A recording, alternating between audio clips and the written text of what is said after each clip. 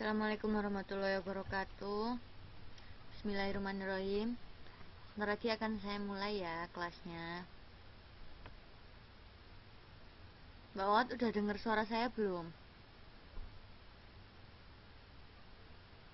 Mbak Wawat.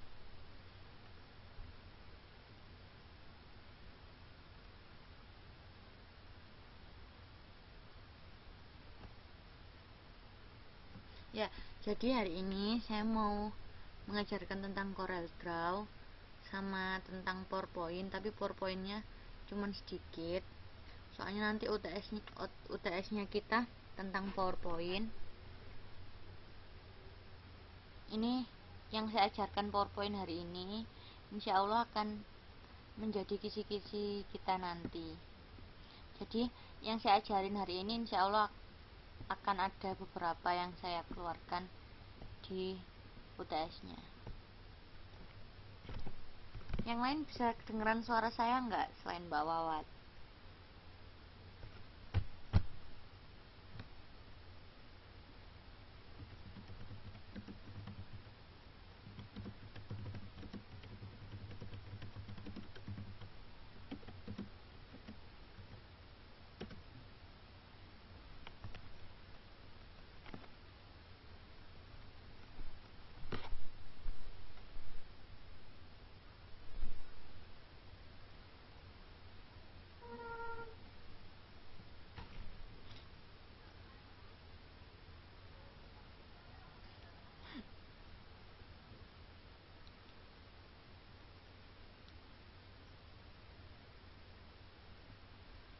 Mbak Peng kedengeran suara saya nggak sama yang mbak-mbak yang lain?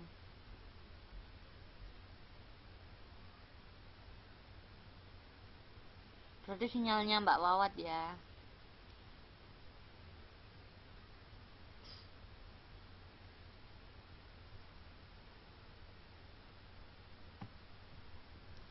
Baik, langsung saja saya mulai ya.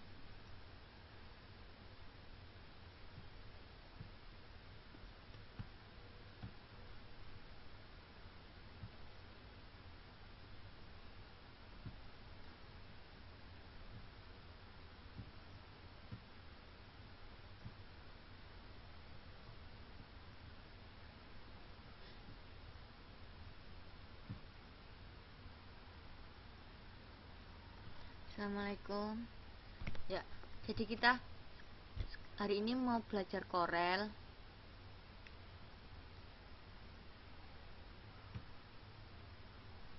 Bentar, masih loading. Nah, seperti yang teman-teman ketahui, apa sih Corel itu? Pasti saya yakin udah banyak yang tahu kan apa yang dimaksud CorelDRAW. Iya, selamat datang Mbak. Nah, CorelDRAW itu sendiri merupakan software atau perangkat lunak desain grafis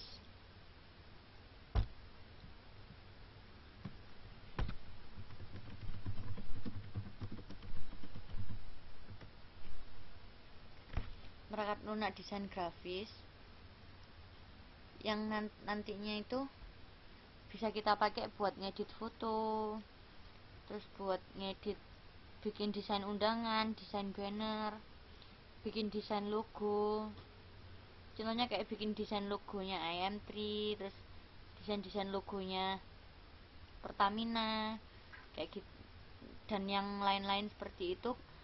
Aplikasi yang digunakan tuh menggunakan CorelDRAW.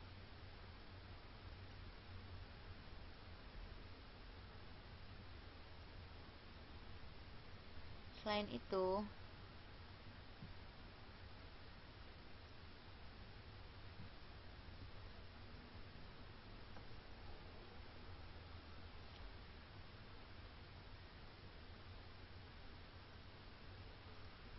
nah ini kan banyak yang bilang pengen bisa bikin logo-logo undangan, banner dan lain-lain gitu kan. Sebenarnya bikin logo-logo gitu tuh nggak cuman pakai CorelDRAW aja. Contohnya pakai Photoshop atau pakai pakai Word mungkin juga bisa, cuman kalau pakai CorelDRAW itu aplikasinya itu lebih bagus gitu daripada cuman sekedar pakai Word. Fiturnya ada macam-macam. Nah, sekarang kan saya mau menjelaskan tentang CorelDRAW. Nanti pada saat kita mempelajari CorelDRAW, yang akan kita pelajari yaitu mengenai definisi desain grafis sendiri, kemudian grafik berbasis vektor dan bitmap. Kemudian kita juga akan mempelajari layar grafis di CorelDRAW. Jadi kalau pakai CorelDRAW itu nanti apa aja, menu-menunya, menu bar, title bar, kayak gitu. Kemudian saya nanti juga akan menjelaskan submenu pada baris menu dan juga flyout toolbox.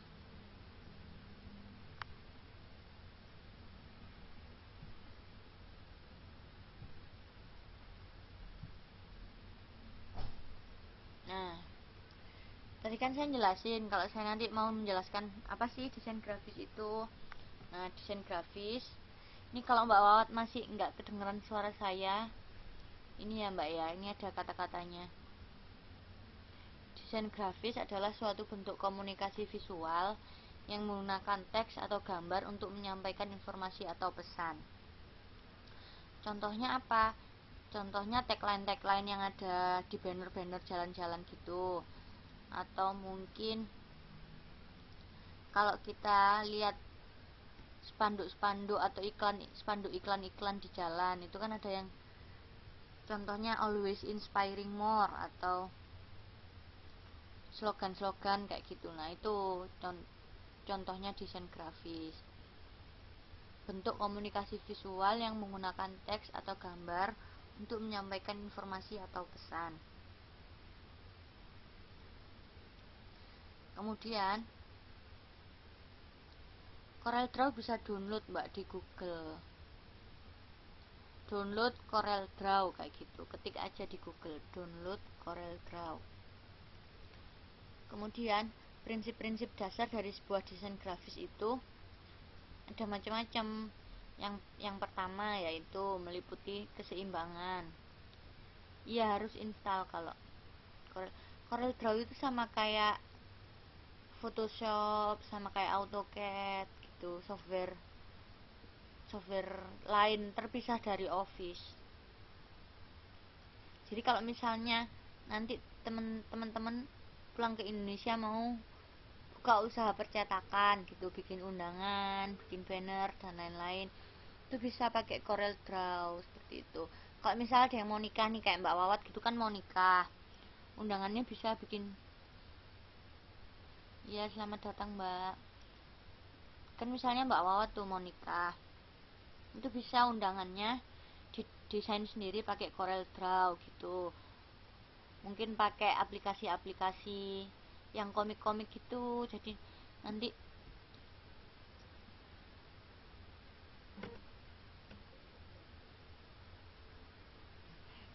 di undangannya Mbak Wawat ada fotonya gitu di undangannya. Mbak Wawat desain sendiri atau pakai animasi komik-komik gitu. Printnya tinggal ngeprint langsung aja di percetakan. Soalnya saya udah kenceng loh Mbak Bul, padahal yang lain suara saya kedengeran kecil tah. Mungkin ntar misalnya Mbak tuh, yang lain jelas loh Mbak Bul. Mungkin nanti misalnya Mbak Bul atau Mbak Peng mau nikah, apa mau bikin undangan ulang tahun, tuh bisa pakai CorelDRAW. Saya orang Surabaya Mbak.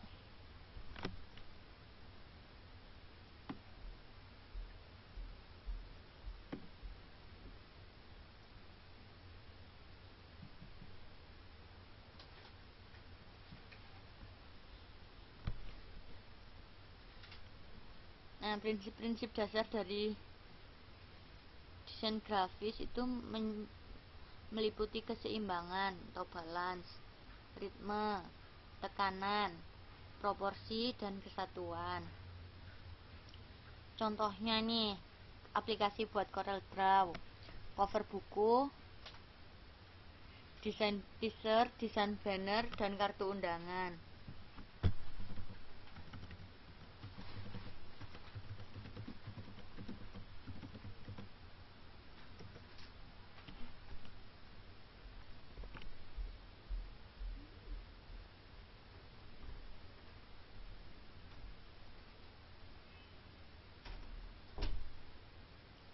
Jadi kalau misalnya ntar mau bikin souvenir buat undangan, buat nikahannya, itu bisa souvenirnya buku tulis gitu ya.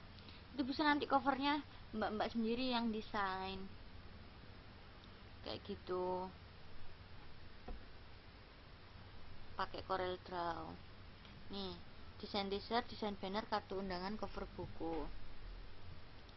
Baik, selanjutnya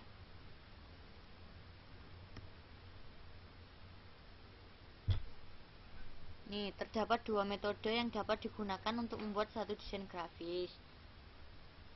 Yang pertama yaitu metode grafik berbasis vektor. Yang kedua, metode grafik berbasis bitmap. Nah, kedua macam metode ini digunakan untuk menginterpretasikan input yang dilakukan dan yang akan ditampilkan pada outputnya nanti itu akan berupa grafis, dan grafisnya itu nanti bisa kita lihat di monitor plotter kita seperti itu. Untuk mengenai penjelasan metode grafik berbasis vektor dan bitmap ini nanti akan saya jelaskan langsung di slide saya. Nah, kalau misal teman-teman mau bikin desain kayak gitu ya, ini contoh desainnya. Ini kan cover buku kan, tutorial interaktif praktek desain grafis dengan CorelDRAW. Nah, ini contoh desainnya. Jadi kalau pakai CorelDRAW itu bisa bikin cover yang kayak gini nih bagusnya. Ini ada lambang-lambang macam-macam kayak gini kan. Fontnya juga macam-macam, nggak monoton. Kayak gitu.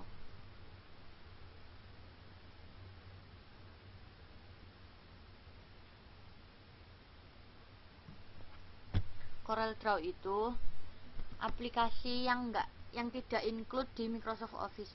Biasanya kan kita makainya kan Microsoft Office kan mbak, yang diajar-ajarin kan pakai Microsoft Office.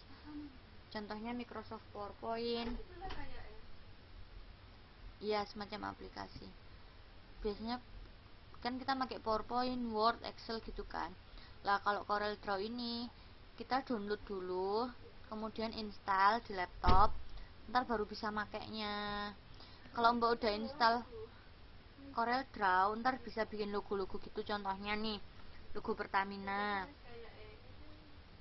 Iya, harus download mbak. Terus logonya IM3.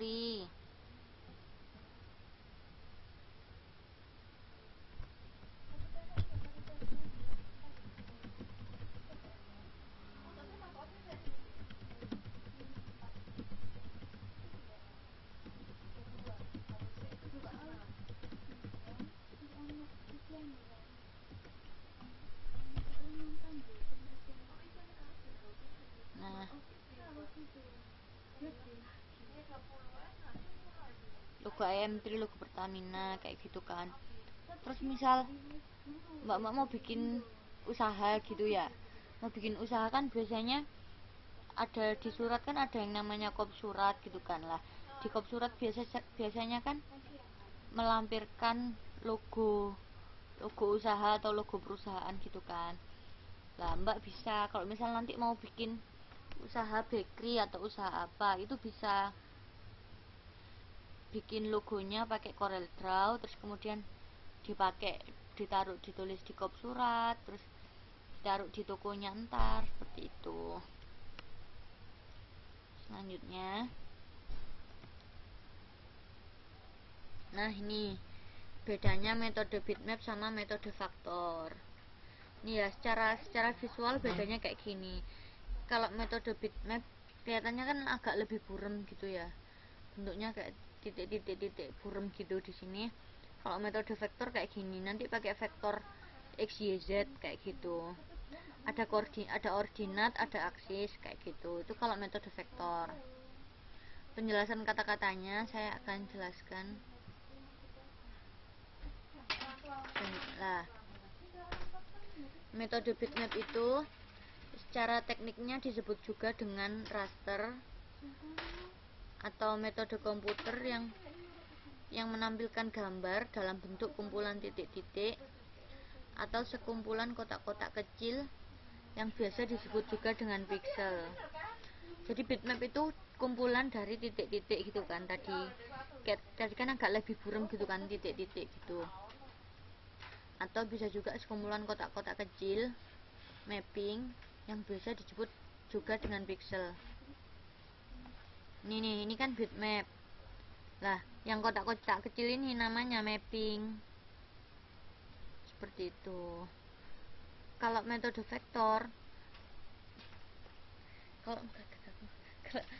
vektor, ntar pakai vektor gitu, ordinat, aksis.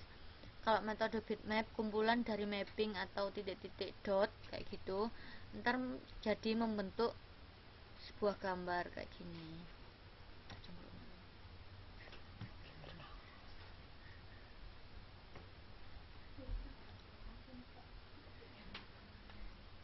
Nah, kalau udah itu nanti kan akan menjadi sebuah kumpulan gambar lah. Kumpulan gambarnya itu namanya pixel.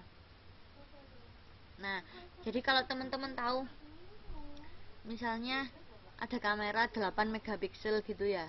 Mega itu kan artinya ribu kan. Berarti kameranya itu bisa membuat gambarnya kan biasanya kan semakin tinggi piksel semakin bagus kan. Bedanya 2 megapiksel sama 8 megapiksel itu, kalau misal 2 megapiksel berarti satu gambar itu terdiri dari 2000 picture element. Pixel kan artinya picture element. Kalau misal 8 megapiksel berarti di gambar itu terdiri dari 8000 picture element. Yang lebih bagus yang mana? Jelas yang lebih bagus yang terdiri dari 8000 picture element kan. Seumpama besar gambarnya sama-sama, size-nya sama-sama 4R gitu ya, atau 2R atau 3R. Yang satu pakai 2 megapiksel, yang satu pakai 8 megapiksel. Yang satu terdiri dari 2000 picture element, yang satu terdiri dari 8000 picture element. Berarti yang lebih bagus kan yang 8000 kan. Nah, itu yang dimaksud dengan pixel, yaitu picture element. Nah, sambungannya pixel itu apa sih? Buat ntar, pixel itu nanti merupakan perbandingan antara jumlah pixel per satuan luas. Iku nak meja kula. Nak cedek masker iku lho. Iya. Nah,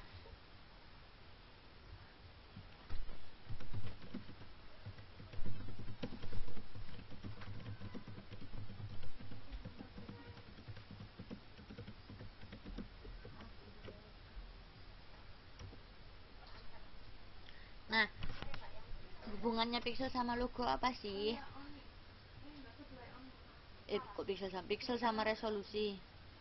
Resolusi itu merupakan perbandingan antara jumlah pixel per satuan luas. Sedangkan resolusi itu biasanya diukur dalam satuan dpi. Contohnya nih, jika kalau sebuah gambar itu mempunyai resolusi 72 dpi, itu artinya dalam ukuran luas 1 inci terdapat 72 buah pixel. Tapi kalau resolusinya pakai 300 dpi atau 500 dpi, itu berarti dalam 1 inci terdapat 300 buah pixel atau 500 buah pixel. Seperti itu kan. Kalau kita ngedit foto pakai Photoshop atau Photoscape atau pakai apa ya, pakai Windows Foto yang biasa itu kan ntar sebelum sebelum kita keluar kan kita save dulu. Kalau pakai Photoscape nih ya, ntar kan pasti ada pilihannya kan, nge-save nya mau pakai berapa dpi.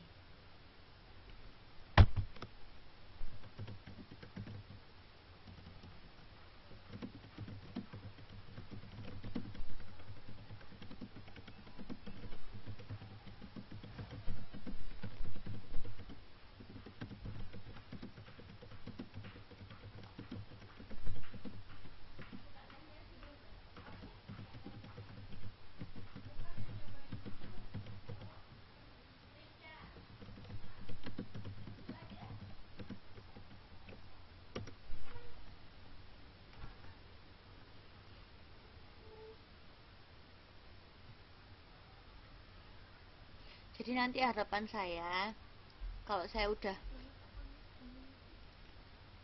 udah share downloadnya,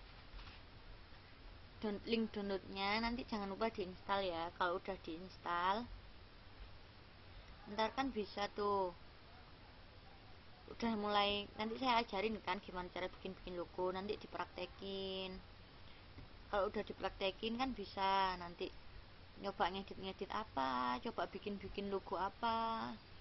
Seumpama ntar pengen buka usaha pas pulang Indo lah, bikin logonya dari sekarang lebih saya ajarin itu. Siapa tahu aja nanti diaminin sama malaikat langsung. Siapa tahu aja nanti diaminin sama malaikat langsung pulang langsung buka usahanya kayak gitu.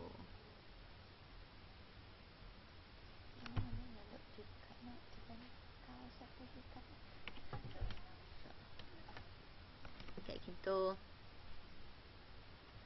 Selanjutnya,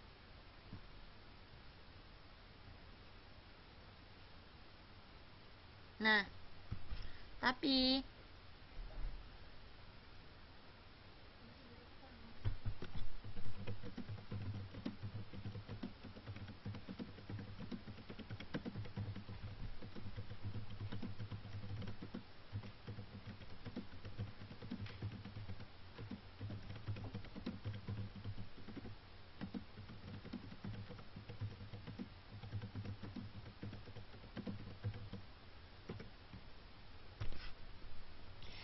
Corel Draw itu punya kelemahan. Kelemahannya apa sih?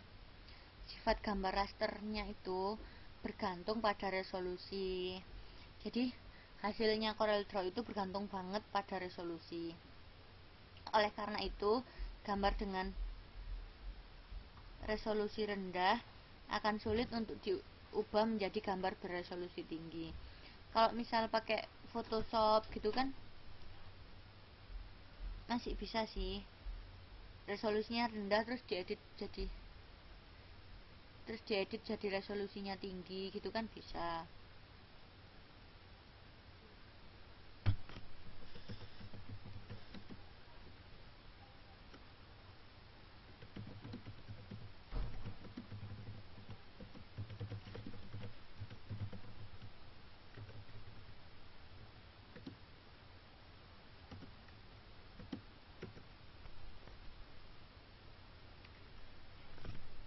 Seperti itu. Kalau nah ini metode vektor. Metode vektor itu metode desain grafis yang menggunakan objek geometris dan perhitungan matematis. Biasanya pada metode vektor, gambarnya dianggap sebagai sekumpulan titik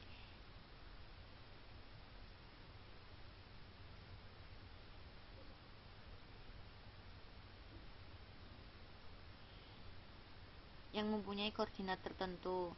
Kalau koordinatnya saling dihubungkan dengan garis atau kurva, nanti akan menggunakan rumus tertentu. Itu kalau metode vektor. Kalau metode bitmap kan tadi terdiri dari mapping atau kumpulan titik-titik gitu kan. Kalau metode vektor dia mempunyai koordinat tertentu.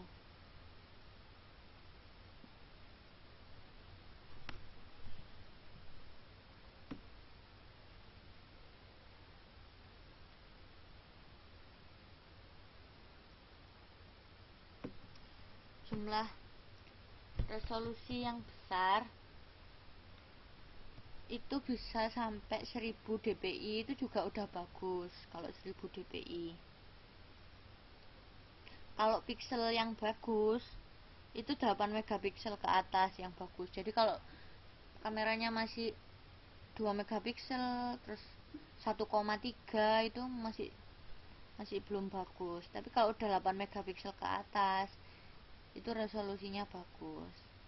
Tapi saya rasa paling handphonenya mbak-mbak resolusinya udah bagus semua, kamera-kameranya juga itu. Jadi kalau beli kamera itu dicek berapa megapiksel, kan saya udah nerangin tuh hubungannya piksel apa ke resolusi, yaitu dpi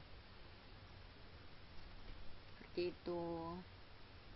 Jadi saya ulangi lagi ya, kalau misalnya kameranya atau kameranya itu bisa menghasilkan gambar sampai 1000 dpi, itu berarti dalam 1 inch terdiri dari 1000 piksel. Tapi kalau kameranya cuma bisa menghasilkan gambar hanya sampai sebesar 120 dpi, itu berarti dalam 1 inch cuma 120 piksel. Seperti itu. Bagusnya sih sampai yang ribuan dpi gitu. Kalau Mbak Wawat sukanya pakai 360.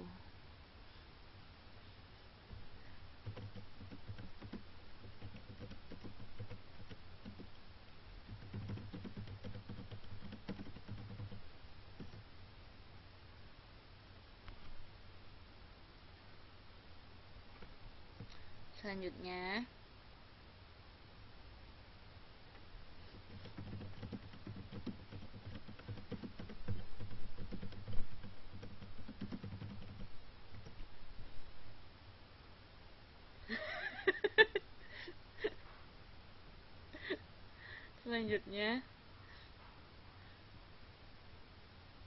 nah tadi kan terdiri dari garis-garis yang memiliki koordinat tertentu kan, metode vektor. Lah, garis-garis tersebut merupakan garis konseptual. Nah, apa sih yang dimaksud konseptual? Jadi garisnya nanti itu memiliki hasil akhir yang berupa kalkulasi dari faktor-faktor konseptual tadi. Jadi kalau metode vektor itu dia tidak tergantung dengan resolusi.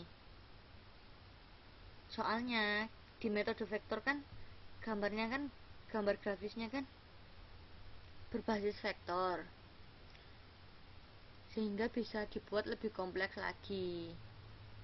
Kayak gimana? Itu menggunakan koordinat yang x, y, z. Jadi tidak hanya menggunakan koordinat yang 2 dimensi x, y gitu. Kalau lebih kompleks kan x, y, z gitu kan. Berarti kan dalam 1 inch bisa menghasilkan beberapa vektor gitu kan, yang juga bisa terdiri dari beberapa piksel. Akhirnya hasilnya jadi lebih bagus daripada metode bitmap. Seperti itu. X, Y, Z itu koordinatnya mbak. Jadi kalau metode vektor itu nanti ada koordinatnya gitu. Kalau metode bitmap tadi titik-titik yang disambungkan. Gitu aja. Hasilnya lebih bagus yang metode vektor kan. Ini saya tunjukin ya.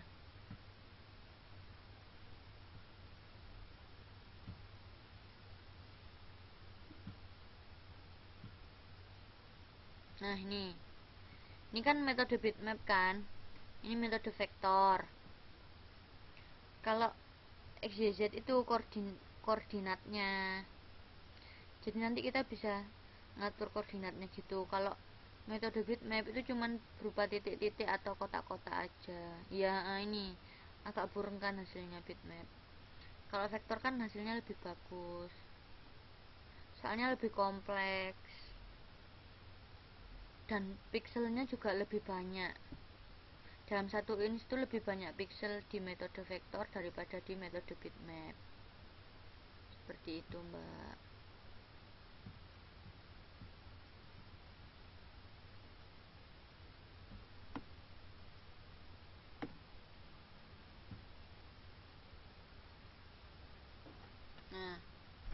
Tapi di metode vektor itu dia punya kelemahannya apa sih di metode vektor? Yang pertama, dia terlalu bersifat konseptual. Jadi dibandingkan metode bitmap, pakai vektor itu lebih susah, lebih ribet gitu. Kadang juga kalau pakai metode vektor, gradasi warna tidak sempurna. Tapi kekurangan dari gradasi warna itu nanti dapat disiasati dengan mengimpor objek. Jadi objeknya diimpor ke dalam bentuk bitmap dulu, kemudian diedit lagi pakai program yang berbasis bitmap. Jadi kan pakai yang metode vektor dulu, hasilnya kan nggak bureng kan. Kalau pakai metode vektor kan warnanya bukan warna, hasilnya kan lebih jelas gitu kan. Kalau bitmap kan bureng, kalau vektor kan lebih jelas, lebih bagus. Cuman kalau metode vektor gradasi warnanya kan tidak sempurna. Maka dari itu, untuk saling melengkapi, bikinnya pakai metode vektor dulu. Kalau udah pakai metode vektor, kemudian diimport ke bentuk bitmap. Udah diimport ke bentuk bitmap kan hasilnya nanti dalam bentuk bitmap, tapi bitmap yang lebih bagus. Nah, kalau udah, nanti gradasi warnanya diedit pakai bitmap itu sendiri, kayak gitu. Kalau ada pertanyaan langsung tanya aja ya Mbak.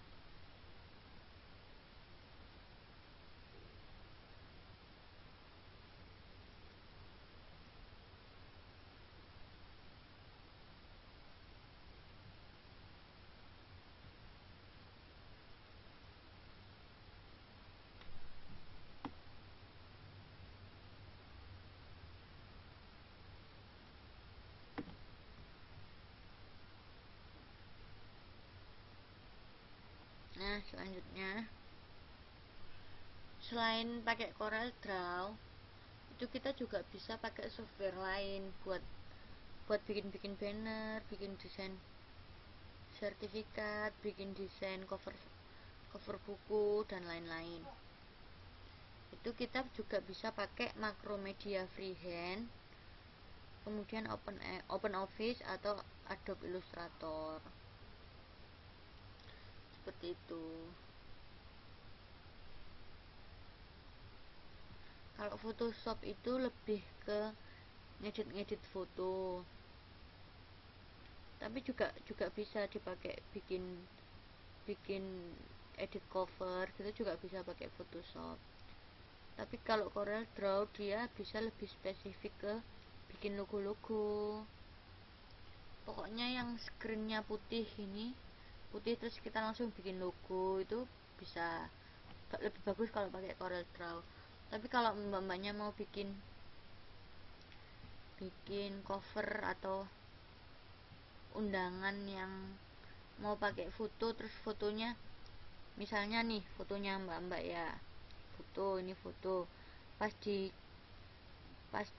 badan kita itu warnanya colorful, berwarna. Maksud saya itu foto normal, foto kayak normal biasa gitu warnanya.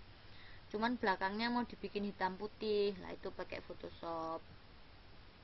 Jadi ntar bisa semua di belakang kita semuanya dibikin hitam putih, tapi pas foto bagian kita berwarna normal, itu bisa. Atau kebalikan, yang belakang berwarna, foto kita hitam putih, itu juga bisa. Kalau CorelDRAW kita bisa bikin logo-logo, terus bisa bikin frame-frame kayak gitu, macem-macem lah pokoknya. Nah, ini contohnya OpenOffice, simple kan.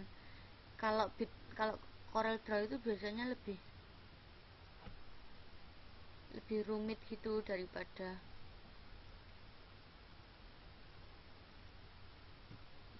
OpenOffice ini.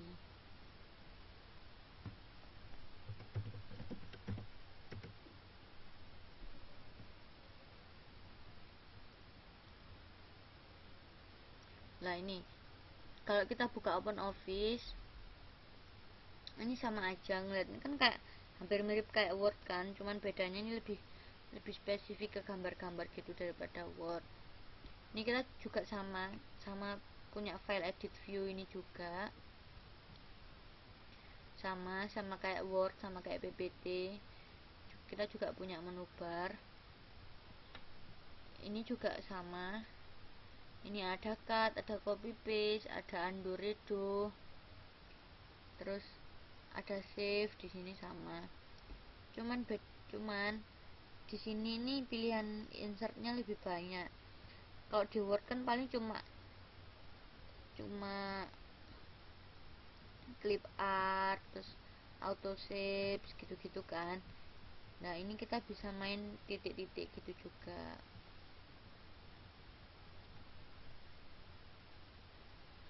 Nah misalnya nih, ini kan slide kosong gini kan, slide kosong ini kita mau bikin logonya kayak gimana, bisa macam-macam kan. Nah itu bisa kita langsung masukin, misal mau pakai ada bintangnya terus nanti dihapus, nah itu tinggal masukin ini kan ada bintang. Terus misal mau bikin undangan, kita bisa masukin gambar orang gitu atau gambar kita. Misal mau dibikin pura-pura kayak komik gitu, dimasukin foto kita gitu atau gambar.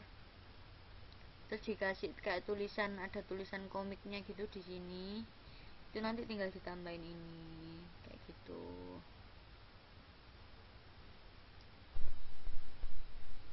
Terus kalau mau bikin nih, ini auto save, ini bentuknya ada kotak, bundar, macam-macam. Kalau mau nambahin font, nambahin kata-kata pakai ini seperti biasa T. Kalau mau gambar manual yang bakat gambar bisa pakai ini. Jadi ntar kan pakai mouse tuh kita biasanya, ntar pilih ini, tik gini. Ini saya udah di beda mbak, di slide yang beda. Mungkin koneksinya mbak Riri yang kenapa-kenapa.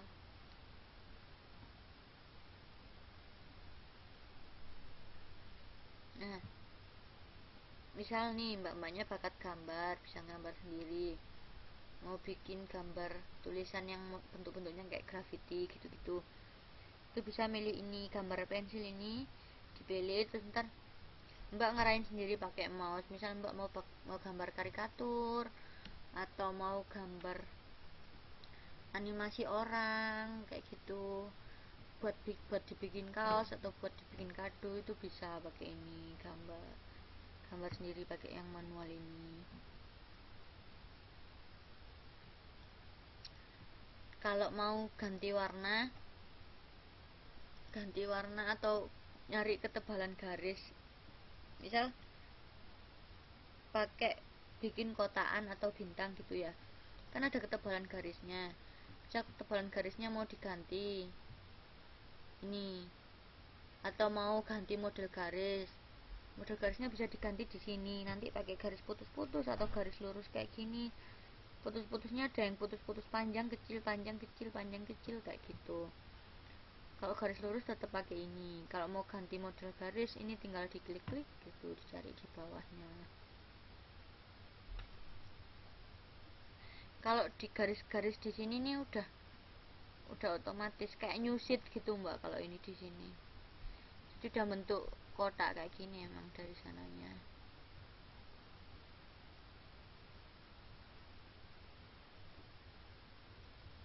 Misalnya ketebalan garisnya mau diganti pakai ini kan 0,00 inch, mau pakai 0,5 inch, ini diganti. Kalau mau gedein pakai yang atas, ngecilin pakai yang bawah gitu.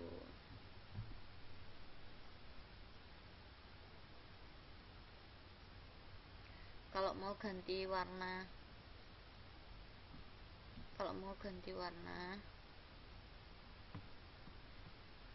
mau di backgroundnya mau diwarna, itu tinggal pilih ini, diklik, terus ntar warnanya diganti kayak gitu. Nih macam-macam pilihan warnanya, biasanya ada biru, pink, abu-abu kayak gitu. Nah kalau mau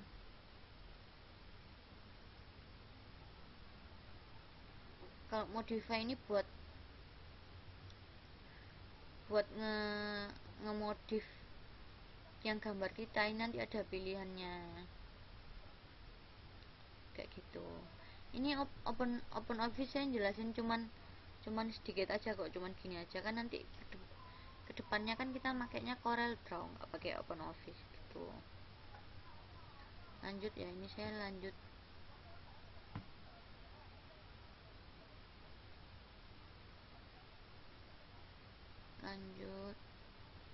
Yang ini ya, ini kan kurang 32 menit lagi. Nanti kalau udah kurang 20 menit lagi kita pindah ke PowerPoint ya, buat jelasin kisi-kisi UTS nya.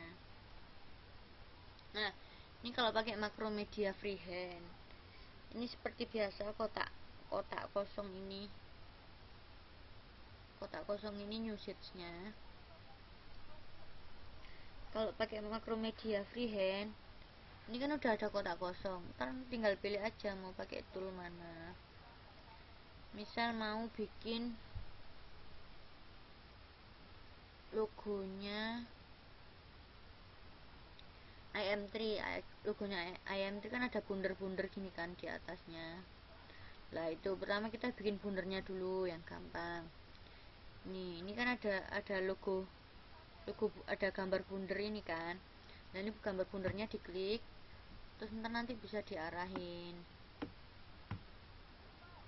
Kalau mau dibikin agak lonjong ya tinggal di drag gini, agak digeser ke sini gitu. Kalau mau bikin elips, kalau mau bikin bundar normal ya pokoknya ukurannya bisa kita atur sendiri-sendiri. Kalau misal kita mau bikin jajar genjang, buat tulisan i nya kan biasanya agak nyamping gini kan, kayak jajar genjang gitu. Nah ini pakai rectangle yang biasa ini.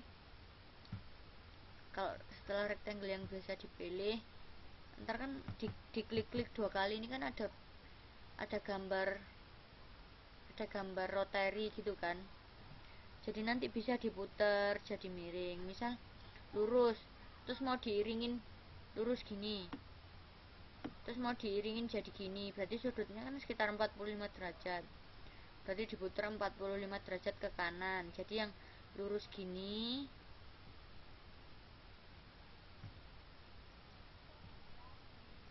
misal, jadi yang lurus gini nanti bisa dibikin gini.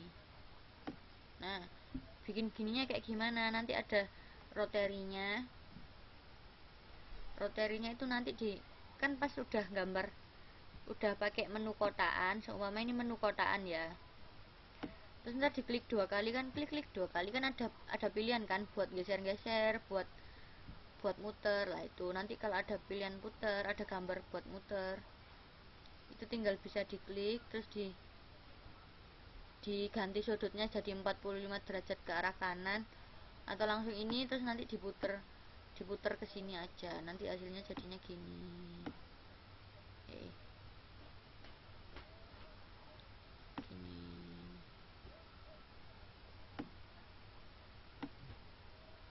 kayak gitu.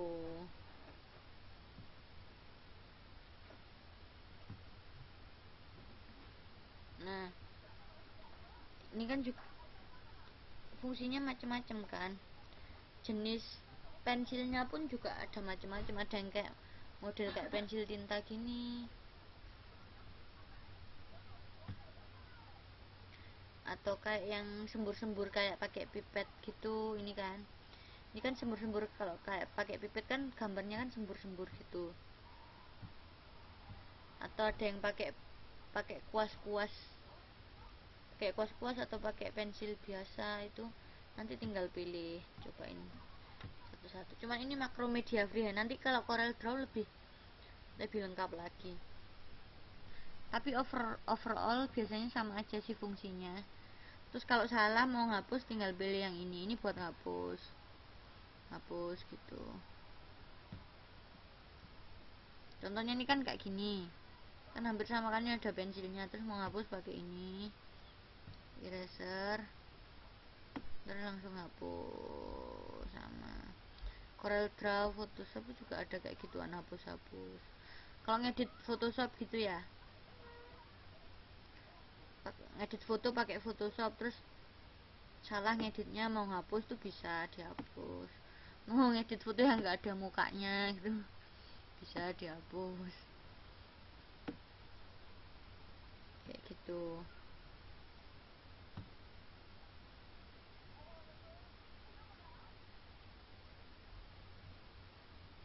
Ini contohnya kalau pakai Macromedia Freehand, Mbak. Nah, ini pilihannya macam-macam kan. Ini pilihannya ada yang warna-warni kayak gini.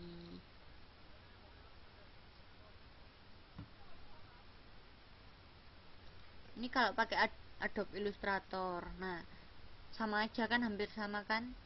Ini ada pointernya, terus ada gambar buat nulisnya, ada macam-macam, ada yang pensil biasa, ada yang kayak buat modelnya yang pulpen tinta kuas gitu.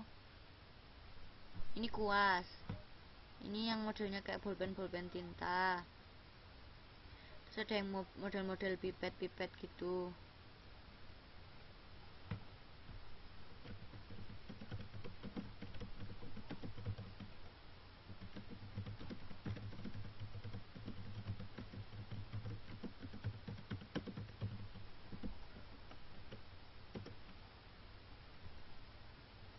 Nah, ini ada yang sembur-sembur kayak pakai spray apa ya, kayak pakai sepet gitu loh, jadi ntar hasilnya sembur-sembur gitu di sininya. Kalau salah terus mau ngapus tinggal pilih ini,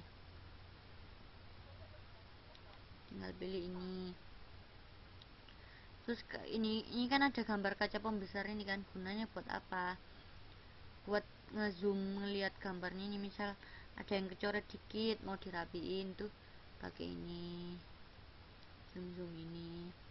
Nah, kalau tadi mau muter, mau di rotary, mau diputar, ini ada juga, tinggal pilih klik gitu. Macam-macam kok fungsinya. Kalau mau ngasih diagram batang tinggal klik ini, gampang kan, diagram batang.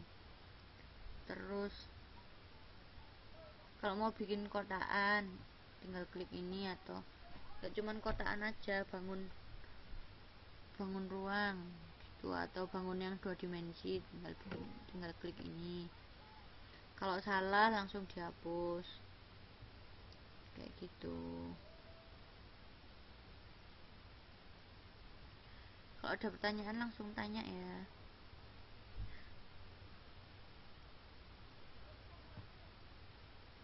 Nah, ini Corel Draw. Corel Draw kan macam-macam kan jenisnya, ada yang Corel Draw X3, ada yang X4 gitu. Ini contohnya dari Corel Draw X3. Nah, ini kan ada bitmap kan. Nah, ini nanti kalau mau ngimport pakai bitmap ya pakai ini bitmap gitu. Ini pilihannya ada banyak kan. Ada yang gambar kayak cat tumpah, ini icon cat tumpah ini gunanya buat ngeblok warna. Misal Mbak bikin kotaan gitu ya, Mbak bikin kotaan pakai ini yang rektangular, ini bikin kotaan seret gitu kan, kotaan.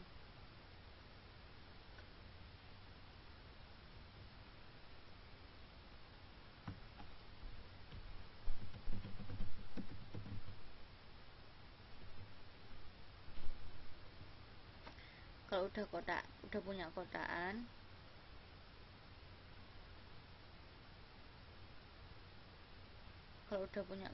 kotaan terus tinggal diklik ini aja. mau dikasih warna kan, tinggal kasih ini diklik, terus ditaruh di sini, ditaruh di dalam kotakannya, ditaruh di dalam kotakannya, ntar tinggal pilih warna yang di sebelah sini, kayak bikin logo AM3, logo Pertamina gitu kan, ada warnanya kan, warnanya hijau, merah, biru. Ya udah, kita misal mau bikin warna merah di dalam lingkaran, ya di dalam lingkaran tuh diklik, terus kita pilih warna merah kayak gitu mbak. Nanti minggu depan insya Allah saya jelasin contohnya kalau mau bikin gambar logo-logo, kayak contohnya logo AM3 kayak gitu, atau logo-logo bikin kartu nama. Kita bisa juga bikin kartu nama pakai Corel Draw, bikin kop surat, bikin sertifikat kayak gitu.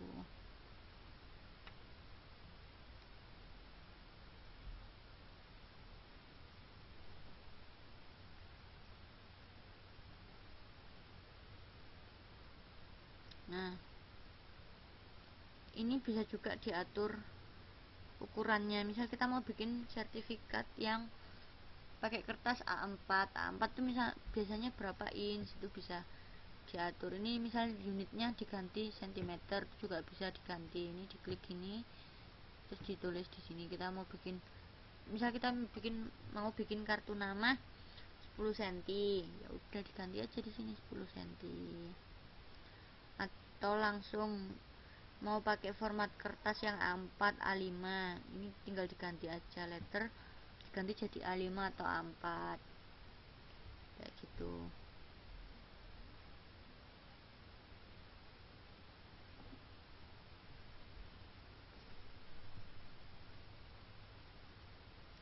Nah, ini kan ada file edit view layout, ini sama filenya ini isinya sama aja kayak kita di Word, Excel gitu-gitu. Biasanya kan ada new, save as, terus open, close tuh, itu biasanya bisa kita temui di file kayak gitu. Karena waktunya kurang 20 menit, saya lanjut ke PowerPoint ya buat kisi-kisi UASnya ntar.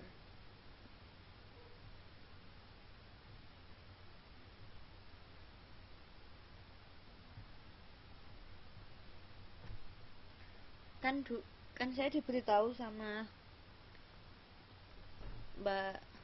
mbaknya waktu itu kan pernah bilang kalau PowerPoint udah pernah diajarin. Nah, oleh karena itu saya nanti UTS-nya mau pakai materi PowerPoint aja, soalnya kan PowerPoint kan juga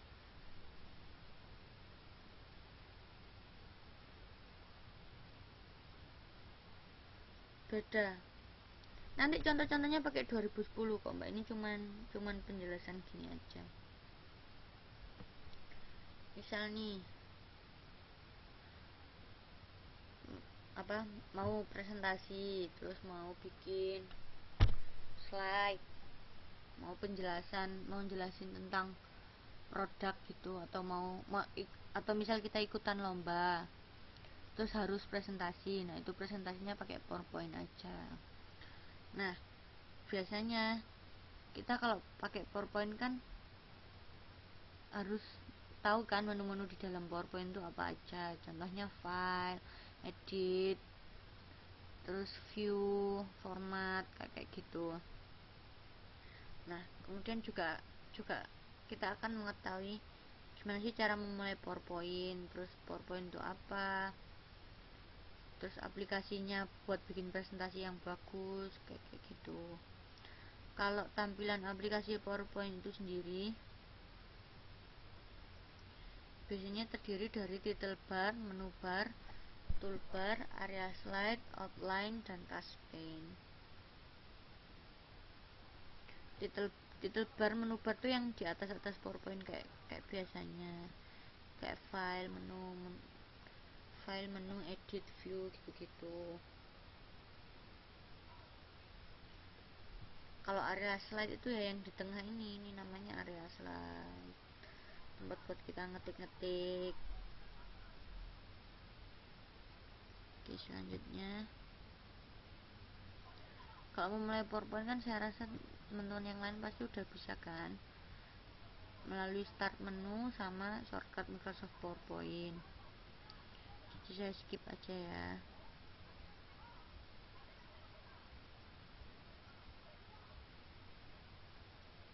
Nah, ini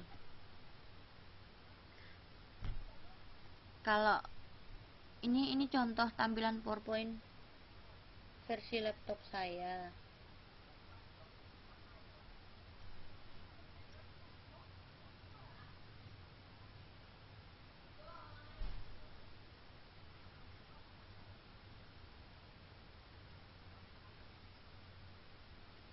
Screenshot tinggal langsung aja kontrol print screen gitu.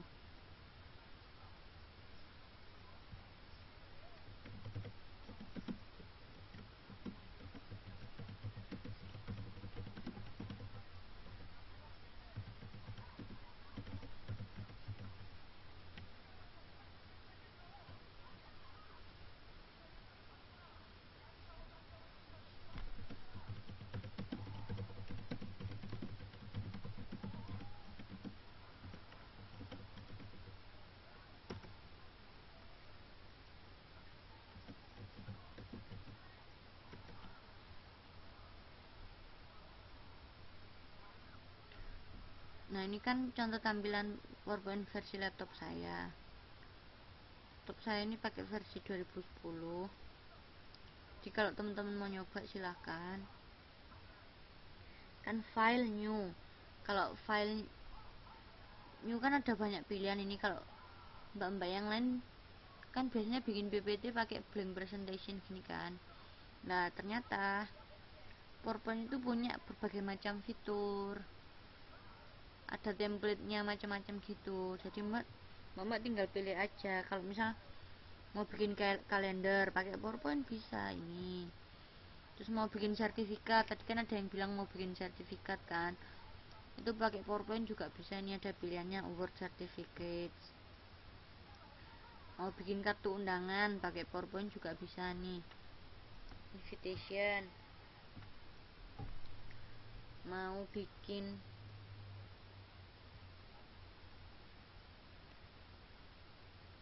bikin kartu ucapan, misalnya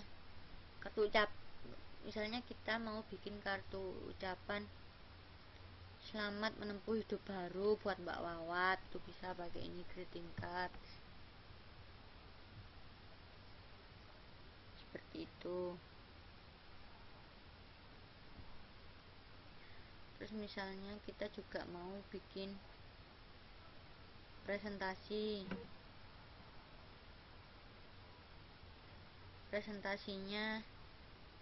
kalau mau pakai ini apa ini namanya, template presentation ini nanti langsung klik udah ada templatenya, jadi nggak usah ngedit background gitu. Kita udah pakai template presentation, kita tinggal ngetik aja, ketik kayak gitu. Mau bikin CV juga bisa pakai PowerPoint, tapi saya biasanya kalau bikin CV formatnya pakai Word biasa sih.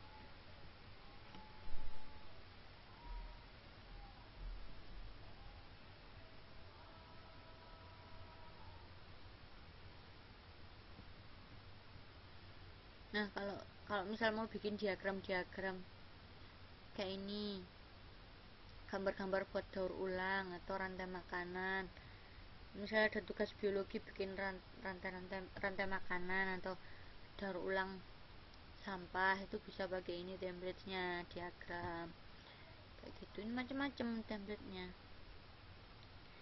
schedule mana, schedule itu misal kita mau bikin jadwal. Ini kan ada dua, ada kolom sama baris ini kan. Biasanya kolomnya ini terdiri dari hari apa aja, Senin, Selasa, Rabu. Terus barisnya ini yang di sini terdiri dari jam, misal jam 8, jam 9, jam 10 kita mau ngapain, itu nanti kayak gitu.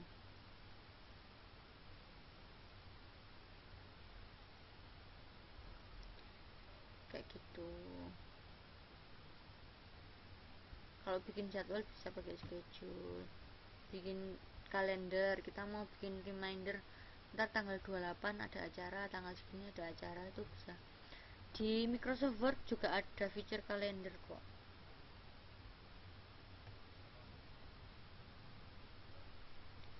Oke, selanjutnya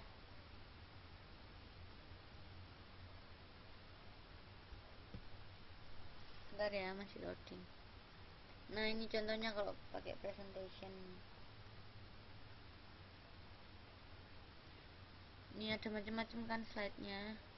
Kalau pakai presentation itu udah otomatis pilih, misal pilih yang ini, klik gitu. Ntar template-nya pakai template ini, kita tinggal ngetik-ngetik aja, nggak usah ngatur-ngatur background lagi, backgroundnya udah ada.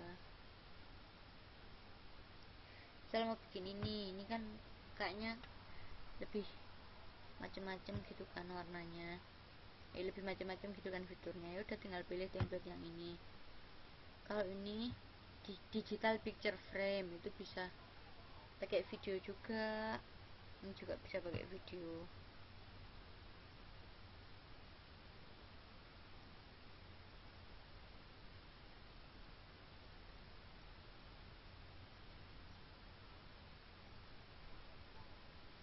Ini ada macam-macam kok mbak contohnya, nggak cuman ini aja.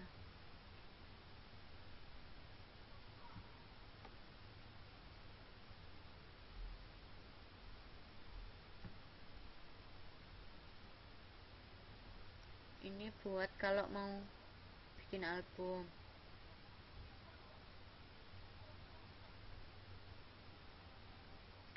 Ini ada foto album kan. Jadi kalau misalnya mbaknya ntar mau lulusan terus mau bikin buku tahunan, daripada minta tolong jasa percetakan atau jasa fotografer, mending foto sendiri pakai kameranya Mbak Tuxbul, terus ntar diedit pakai PowerPoint. Ini kan ada pilihan foto album kan, jadi misal pakai yang ini contemporary foto album atau classic foto album, dan tinggal diklik aja, ntar fotonya ditaruh di sini kayak gitu. Misal mau bikin buku angkatan buat kenang-kenangan tuh bisa ngeditnya pakai ini, terus di printnya pakai print sendiri kayak gitu, atau ngeprint di tempat luar yang harganya lebih murah gitu juga bisa. Kan kreatif, bikin sendiri, desain sendiri, harganya juga lebih murah kayak gitu. Ntar nanti misalnya ada yang mau buka usaha wedding organizer gitu, atau gak usah buat melayani jasa prewedding, nah itu ntar bisa ngeditnya pakai ini, dikasih foto albumnya di modelnya kayak gini gitu.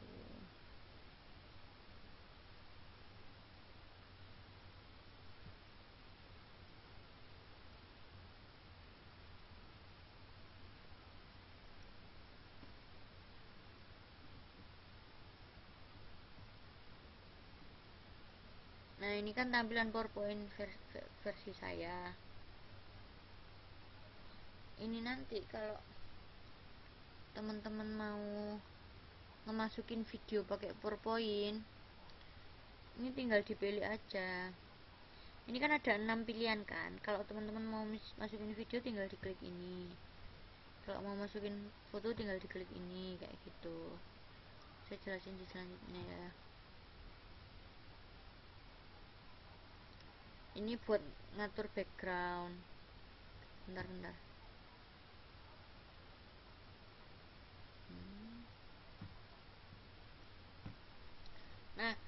misal mau masukin video atau foto, biasanya kan paling di copy paste ya, keluar dulu terus fotonya di copy atau videonya di copy terus dimasukin ke PPT nya. Tapi kalau mau pakai ini, kalau pakai yang feature ini videonya tinggal diklik aja, klik, ntar ada dialog box di sini, terus mbak pilih yang mana, misal videonya yang mau diupload yang mana gitu ya, ini dipilih, terus ntar langsung diklik insert gitu, atau pilih ini juga bisa insert, terus pilih apa, nanti kan di sini ada pilihannya video atau image atau table atau chart, macam-macam kan. Nah itu tinggal dipilih. Nih nanti kan kemungkinan soal UTS nya kan bukan soal yang pilihan ganda gitu kan. Jadi nanti kemungkinan saya ngasih soal UTS nya, saya suruh bikin PPT terus terdiri dari ini kayak gitu. Selanjutnya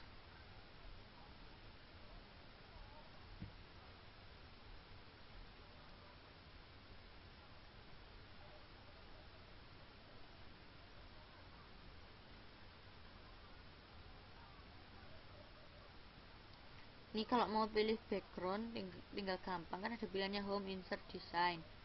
Pilih design, terus pilih background yang sesuai keinginan kita. Ini kalau PPT nya pakai yang blank gitu ya. Kalau pakai template gitu desainnya nggak usah diganti, kan udah ada backgroundnya tadi. Kalau yang ada template misal presentation terus foto album itu kan udah ada backgroundnya, jadi ya udah tinggal pilih.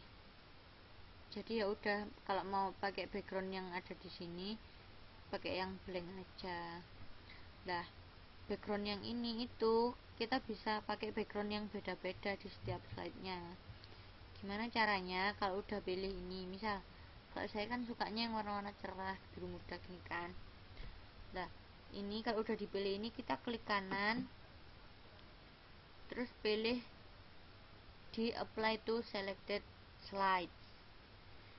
Berarti background ini tuh cuman dipakai di slide 1 ini, di slide selanjutnya pakai background lain. Kalau misal mbak langsung klik ini, nanti backgroundnya pakai ini semua kayak gitu kan. Kalau saya kan sukanya yang model-modelnya kan macam-macam kan, ada yang warna biru, ada warna ungu gitu-gitu.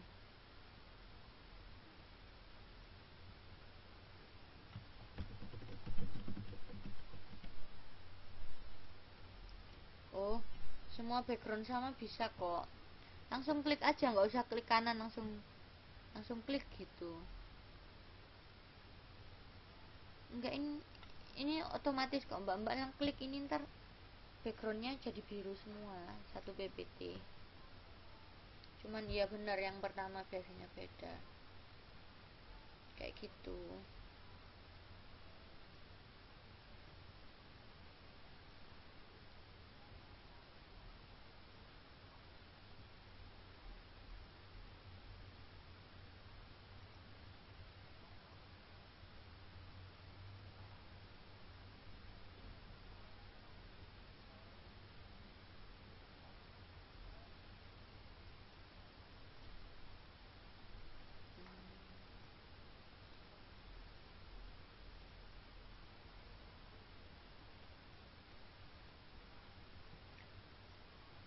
Nah kalau mau ngasih efek transisi itu kita pilih ini yang transition, terus ntar tinggal pilih, ini ada macam-macam kan efeknya, mbak tinggal pilih sesuai keinginan aja. Ada yang slide through, rotate, conveyor, Ferris wheel kayak gitu.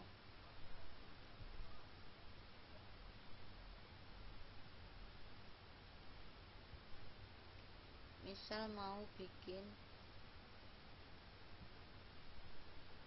ini pakai yang vortex. Ini udah tinggal diklik aja. Jadi ntar transisinya slide ke 9 ke slide ke 10 itu pakai ini, pakai yang kita klik.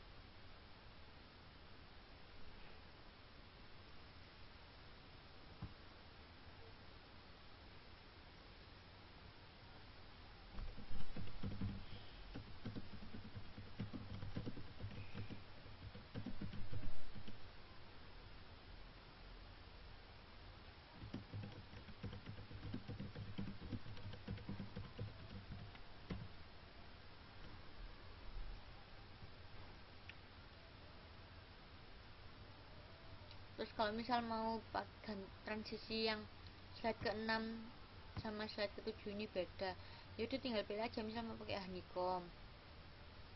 Yang ke-6 ini nanti dipilih transition, terus pilih honeycomb kayak gitu.